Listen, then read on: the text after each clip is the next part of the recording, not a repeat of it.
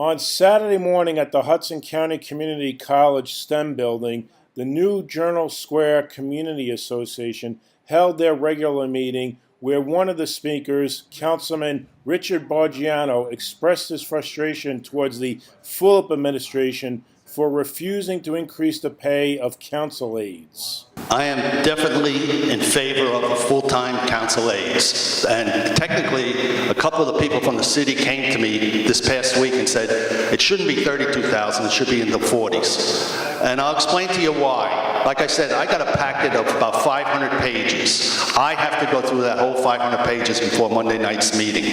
And unfortunately, over the years, most council people do not go through that. When they come to the meeting, they pick up their packet. If you want to know what's going on in Jersey City, you have to go through all those papers. Now, you take what goes on during the week. We get emails. We get calls like you can't believe.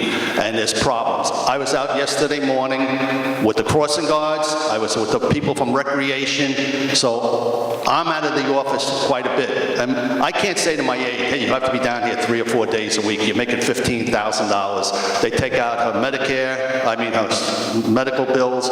They take out a couple other things, taxes. She's taking home nothing. And some of the other council people are having problems because their aides have quit. It's just not worth it. And we have to have full-time aides. Fortunately, if this passes for 32,000, now we have to fight. I've been fighting for it for 4 years, so is Michael Young. And now we're starting to see it happen. Bill Armbruster, president of the New Journal Square Community Association, asked Councilman Boggiano about the possibility of there being full-time paid council members as well. What about full-time council members? Being honest with you, Newark has full-time council members. We are bigger than Newark, believe it or not. Our population is bigger, and we have more industry along the waterfront. We should have full-time council people in City Hall. They should not have another job. They should not work for the county. They should not work for Goldman Sachs. They should be in City Hall 5 days a week, and they're 8 to 4, 9 to 5, whatever.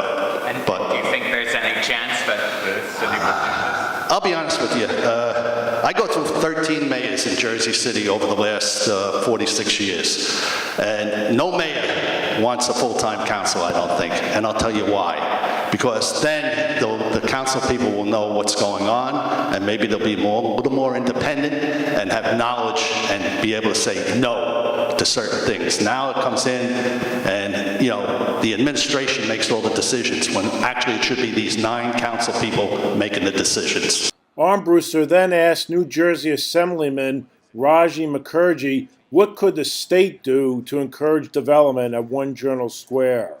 Sure. From the state's perspective, we have the Economic Development Authority, the EDA, and the EDA has a number of incentive programs that can help communities and companies create and retain jobs in neighborhoods like Journal Square and catalyze development. And Jersey City has taken advantage of a number of these incentive programs. And unlike abatements at the municipal level, if there is a pot of money and tax credits to be used from the state level, the general treasury towards incentives, then obviously I'd like Jersey City, being a Jersey City resident, to benefit from that.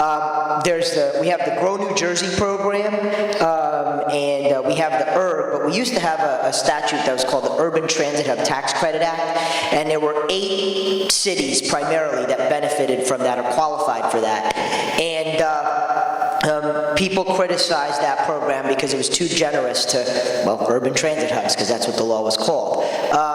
But these were some of the same folks that criticized Jersey City and fought us on the school funding issue. And some of these included my counterparts from my party representing wealthier suburban districts. And if you want to trade socioeconomic challenges with Jersey City or the other issues that we face in our schools, not to get away from Journal Square, I would trade that in a heartbeat. I'd love to bring the Urban Transit Hub Tax Credit Act back. It would be fantastic for Journal Square, but if we can't, then we have the Grow New Jersey job creation and retention incentive, and it would allow Jersey City and our state to compete with neighboring states' incentives, but if you create or retain jobs in New Jersey, these businesses, like some of the ones Councilman Boggiano would love to attract to Journal Square, as would I, they have payroll tax credits ranging from $500 a job all the way up to $8,000 a job. That's a big difference. How much of a payroll tax credit you get per job created or retained depends on all these bonus criteria.